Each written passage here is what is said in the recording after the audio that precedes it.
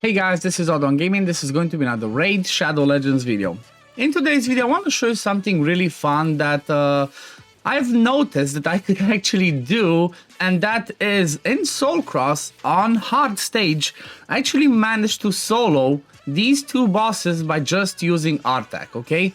The build that I have on Artak is not the, it's not the easiest. It's a little bit endgame, but at the same time, I'm doing the hard stage like I mentioned. And the fun thing is, well, it's just one hero, and obviously it does help having Brimstone on him. But honestly, from what I've seen, from the damage that he actually does with Brimstone, it's not that much. Because if you see, the Burn Ticks does like, what, 2,400, then Brimstone does like 6,000 damage. So it's not like the Brimstone is mandatory in here. And also, in these stages, as far as I'm seeing, you don't get extra... extra benefits, extra bonuses from those from having awakenings. We have certain stages that say that if you have higher awakening, I think it's only on Amias actually, like the final boss, where you get that extra benefit of more damage that you deal and you receive less damage the higher the awakening is. It does help a little bit with the stats, because having him with 5-star awakening, I'm not sure if it shows over here. Actually does, if you have a look at the RSL helper. So from the blessing, I do get 6,000 more HP, and I get also 50 more accuracy. I think it should be resistance, or is it accuracy?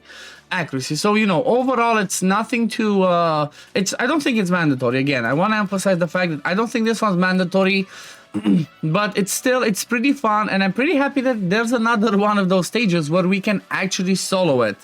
I mean, looking at the heroes that we actually have available for this one, it might be not as difficult, because, well, it gives us the opportunity to use high elves. We can use shadowkin, orcs, as I see. Like, obviously I will check at the end again and show you, but still, this one's pretty fun. And again, it's not going to be a fast one, okay? By no means is it going to be a fast one. It will take a while. However, if you already have an Artak build, just, I don't know, maybe you tried it, maybe you already beat it, or if you didn't, but maybe you have the Artak, just build them in there. And the thing is like this, I don't even think you need that much resistance for this build, because, let's open the stages tool on hellhades.com. So let's go over here into Cursed City while this one is going on, because obviously it takes a little bit, okay? It does take a little bit to the whole thing, but let's have a look. So we're gonna go into, I think it's on the right side, it's Dead Rise, right?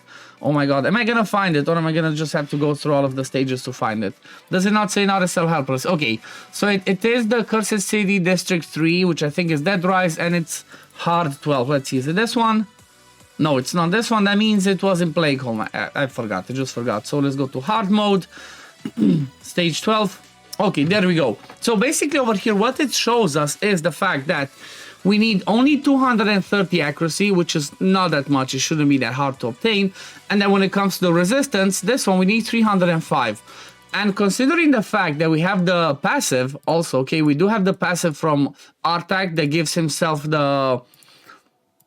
what's it called? The extra resistance speed. Let me see. Does it show over here at the passive skills? Yeah, Burning Blood. So increases the champion's damage, crit damage, defense by 1% for each 1% of their max HP destroyed. But this is the part. Also increases the champion's speed and resistance by 2 for each 1% of their destroyed max HP. So basically, if he has like 50%, which you can see most of the time he has all of the max HP destroyed, he's gonna easily gain that extra 100 resist, which means you only need to give him around 200 resistance, which again, considering that it's hard mode, it shouldn't be that difficult. So, 230 accuracy should be pretty easy with the Great Hull, with the banner and whatnot, and then giving him the resist. Like, I have overkill because he's built for hard mode. You can see I have like, what, 432 resist, 389 accuracy. So I'm a little bit like, what, almost 200 over both of them, and still it works just fine. It works just fine. It's, it takes a little bit longer, but it does not take as long as the other stages. Like, for example, we had I showed a couple of videos doing the Sand Devil with Basilisk and with Python. That one takes like 20 minutes and almost hits the turn limit, whereas this one, well, you can see it works pretty fine. And again, not having Brimstone is not going to be a massive problem. It might just go over, you know, maybe you might just have to do a little bit more damage. But the fact that we keep having the HP burn and we keep activating it, it helps us a lot. The only downside is that we do not have presets here. It would help a lot if we had presets, because you're going to see him doing a lot of A1s. Okay, so does HP burn, then A1, A1, A1. He just keeps doing that A1 because as long as the boss has the decrease attack on, Artak does not like to use his A2, which basically is the HP burn activation, and that obviously makes it be a lot longer. I'm not going to manual it, obviously, but hopefully for the future, they're going to consider giving us like 10, 15, even 10 should be just fine, just to have like for certain teams. But I hope they're going to consider in the future giving us some presets for over here, so we can just, you know, put the timings, make him prioritize A3 and then the A2, so he always rotates through those ones and then just keeps doing a lot of damage to get this boss down. Or for other stages where you might want to full auto it, you might want to have those presets. Okay, that would definitely help a lot, especially on the boss stages, because you know what, on the boss stages it's like it takes so much, especially when you have long runs like this. Would be nice to have a preset. I don't know, what do you guys think? Do you think we need presets in this game mode, or do you think that the Cursed City does not need presets in here? We just were supposed to manual everything, which, you know, being a game where most of the things that we're doing full auto, I think we need more presets. We're not supposed to manual everything. Like, yeah, maybe certain stages, certain waves, once we get higher into Soul Cross, we might need a little bit of you know, a preset if you want to try to do on full auto. But those ones, again, those ones we might have to manual because they're a bit tricky. I'm definitely gonna make another video talking about that one, because, well, I'm just gonna say it over here like shortly. I was wrong. I guess I was a little bit wrong, because this one is when it gets to Soul Cross, at least it's a little bit harder than I thought. And I guess that's where the difficulty ramps up. Like, you might have already seen that maybe there's just a few people in the world that actually do it. But still, this one, I feel like, I don't know. What do you think, guys? Leave it in the comments below. Do you think this one was easy for you to do because it just has, you know, it has the scarab and then it has the spider? Or do you think you had some problems? Do you think this one was pretty difficult?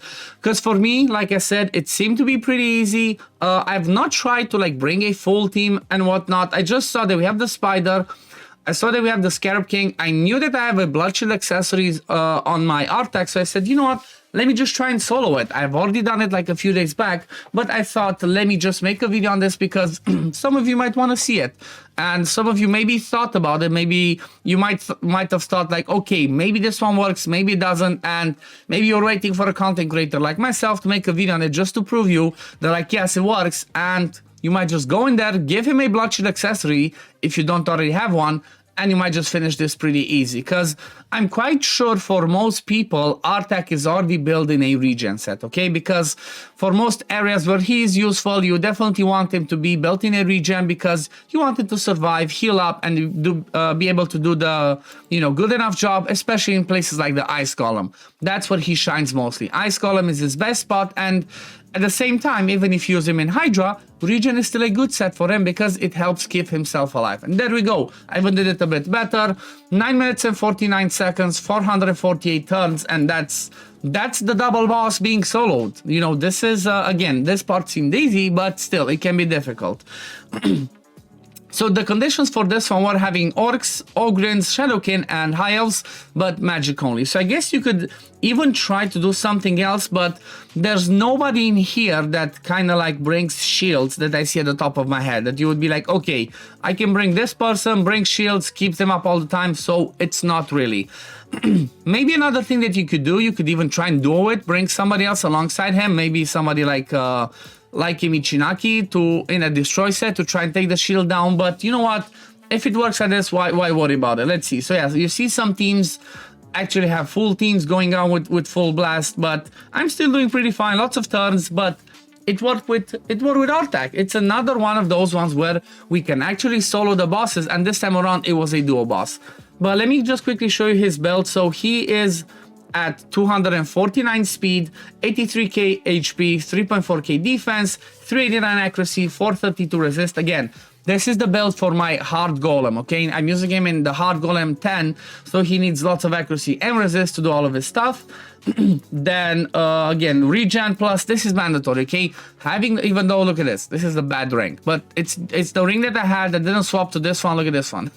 This one would be nice if it was different stuff, but still, any random blood shield accessories on him would work. And then when it comes to masteries, I went down to Evil Eye over here to get more accuracy, basically just support and defense tree. And I did give him the, again, I did not change it for this one specifically, but he does have spirit haste, and that's why I brought 3 people in there that could die just to give him more speed, so he's gonna be running like mad. Again, he's gonna gain the extra 100 speed from his passive as well, plus the 24, plus this one, he's basically gonna have like 400 speed, and he's gonna be going like mad. But anyway, this is gonna be it for the video today, guys. I hope you enjoyed it. I hope you liked this one because it was pretty fun from my point of view, seeing that we can actually solo a duo boss, which I did not believe to be possible, and I definitely wanted to share this with you guys.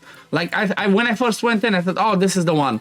This one's a tricky one. Like, again, I might make a video on this one if you guys want me to make it, but this one seemed to be a pretty difficult one, and if you guys are struggling on this, let me know in the comments below, and I can make a video and explain how this team worked for me and show the whole run and whatnot. But anyway, this is gonna be it for today, guys. As always, if you do enjoy my content, don't forget to like this video, subscribe to the channel to see when I upload next, and I'm gonna see you on the next one. Peace, love, take care, everyone. Bye, guys.